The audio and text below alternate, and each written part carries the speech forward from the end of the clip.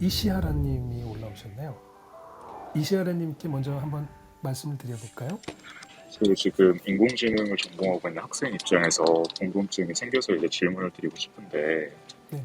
인공지능 윤리 헌장에 따르면 요즘 많이 나오고 있는 이제 트롤리 딜레마라는 이슈가 많이 있잖아요.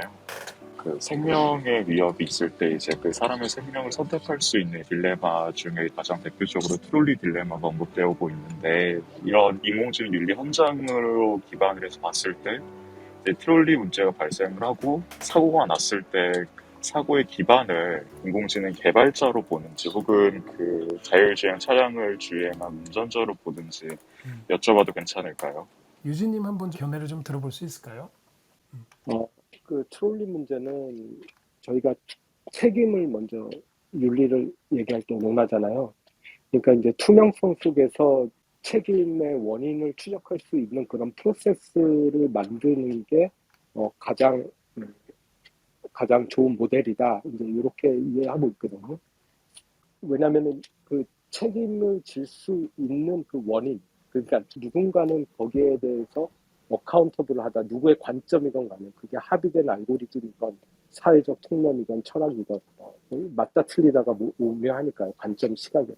그러니까 그거는 프로세스 모델링에서 책임 의도를 알 수 있는 그렇게 모델링이 돼야 될 걸로 알고 있습니다. 참고로 뭐 인공지능 이제 트롤리 딜레마라는 거는 간단히 얘기하면 이런 인공지능이 사람의 생명에 이제 직접적으로 이제 영향을 끼칠 때 무엇을 기준으로 해서 판단을 알고리즘에 맡겨도 되는지 이런 여러 가지 윤리적인 그런 책임의 부분 등 해서 윤리학 분야에서 이제 대표적으로 그 사고 실험에 대한 등에 대한 이제 그런 이야기입니다. 윤리 윤리에 대해서 제가 그냥 화두를 좀 던져볼게요. 올해 7월 달에 구글에서 윤리학자들을 400명까지 늘린다고 발표를 했어요. 몇 달 전에.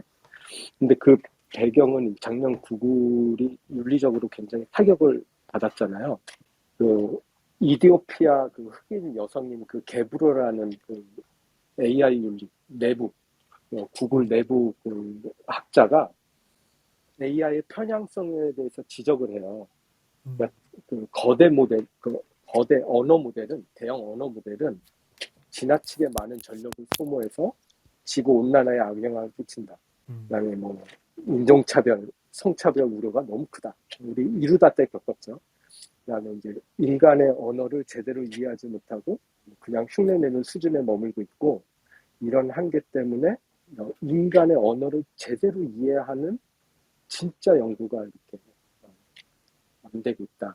그래서 뭐 인간을 그럴싸하게 흉내낼 수 있기 때문에 이제 악용될 수가 있는데 그거 이제 딥페이크가 그렇다.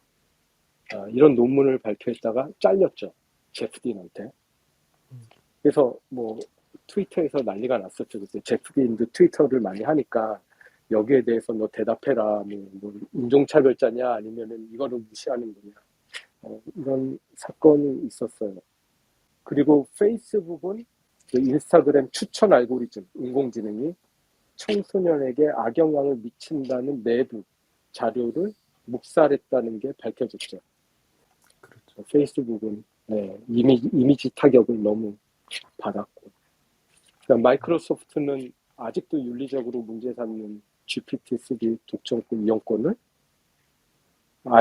아이러니컬하죠.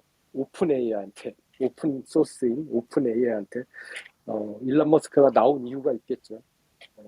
이게 비즈니스적이 아니고 되게 넌프라핏 쪽으로 가고 싶었는데 비즈니스 쪽으로 가는 오픈AI한테 나오고 싶었던 거죠. 오픈AI한테 1조 원에 구입을 해가지고 지금 애저한테 집어넣고. 그러니까 우리가 이렇게 이게 계급계층인데 권력 폴림이 막 이렇게 생겨난단 말이에요. 그래서 블록체인에서는 미들맨을 죽이고 우리가 투명한 합의 알고리즘을 만들면서 이렇게 노력을 하고 있단 말이에요. 저는. 이게 성과 악을 구분하는 이 윤리 문제가 나올 때마다 단골로 등장하는 메뉴가 한나 아렌트 혹시 아세요? 한나 아렌트의 악의 평범성이라는 점인데 그 요약하자면 2차 대전 나치 때 그러니까 600만 명을 살상한 제목으로 유태인 수송의 총책임자였던 그 아히만이라는 사람이 있어요. 그 사람은 되게 평범해서 사람들이 놀랐는데 사이코랑 거리가 멀어서 그래서 더 놀라운 것은 뭐냐면 아이만이 법정에서 무죄를 주장하면서 나는 유태인을 죽이라고 명령한 적이 없다. 국가가 시키는 대로 열심히 했을 뿐이다. 이런 말을 남겨요. 그리고 양심의 가책을 느끼지 않느냐는 질문에 자신에게 주어진 일을 열심히 했을 뿐인데 나는 양심의 가책을 전혀 느끼지 않는다고 고백을 했어요. 자기는 나치라는 공동체 덕목을 충실히 지켰다는 거죠. 근면하게 국가의 명령을 따른 이 아이만은 죄인일까요? 하는 질문에 이 유태인의 정치 철학자 거기 있던 한나 아렌트가 법정에서 아이만을 보고 나서 이런 말을 남긴대요. 당신은 유죄입니다. 왜냐하면 당신이 무엇을 하고 있는지 결코 깨닫지 못했기 때문입니다. 그 자체. 그래서 이제 그 사람이 이제 한나 아렌트가 느낀 건 뭐냐면 악한 사람이 따로 존재하는 것이 아니구나. 그러니까 누구나 어떤 상황으로 들어가면 저런 이제 악행을 저지를 수도 있겠다. 이렇게 공동체 사회의 한계, 우리가 이렇게 스테븐 울프람이 말하는 한계가 똑같잖아요. 우리가 뭐에 속해 있으면은 우리가 보는 것에 한계가 있다. 그래서 진짜 윤리를 얘기할 때 요거 생각해 봐야 될 것 같아요. 왜 구글은 계속하고 있고 페이스북은 계속 인스타그램을 하고 있고 왜 우리는 GPT-3 아직도 환호를 하고 있고 그랬어요. 네. 누군가는 생각해 봐야 될 것 같아요. 네. 감사합니다. 이시아라님이 갖고 계신 의견도 한번 좀 궁금한데요. 어떤 의견을 갖고 계신지 한번 같이 나눠주실 수 있을까요?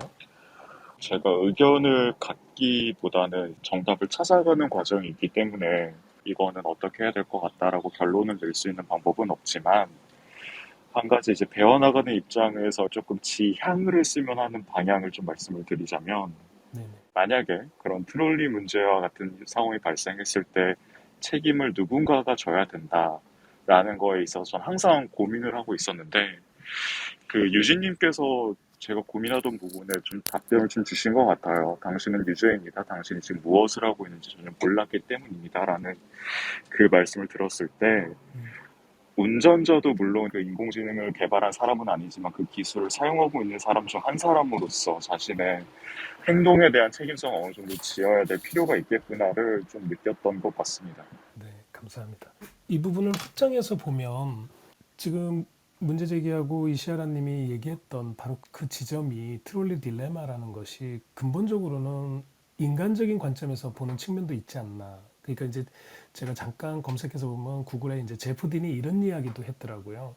그때 인공지능을 코딩하면서 왼쪽에는 2명의 사람이 있고 오른쪽에는 3명의 사람이 있었을 때 부득이하게 어떤 사고가 발생을 했을 때 어떤 사람을 살리겠냐고 선택을 하냐. 그런 경우에는 어떻게 하느냐라고 이제 질의가 있었는데 답변은 이런 거였죠.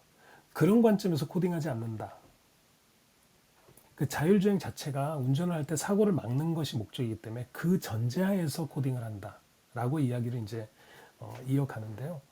그럼에도 불구하고 이런 질문도 생기는 것 같습니다. 그러니까 마이클 샌더 교수의 이제 저스티스라는 정의라는 저서나 연구에서도 보면 우리가 항상 이제 그런 논박하고 하는 부분들이 있는데, 그러니까 과연 우리가 생각하는 인간적인 관점에서의 그 정의, 올바른 것, 올바른 판단, 이게 무엇이냐는 거죠. 그런 것들도 고스란히 사람의 관점, 인간의 관점에서 바로 이런 트롤리 딜레마에도 연결되는 지점이 있지 않을까? 그러면 이제 사람은 이러한 상황에서 어떤 판단을 각각 개개인들이 다른 판단을 내리고 다른 선택을 하겠지만 이 부분에 대한 대단히 큰 고민들을 하고 있는 것이죠.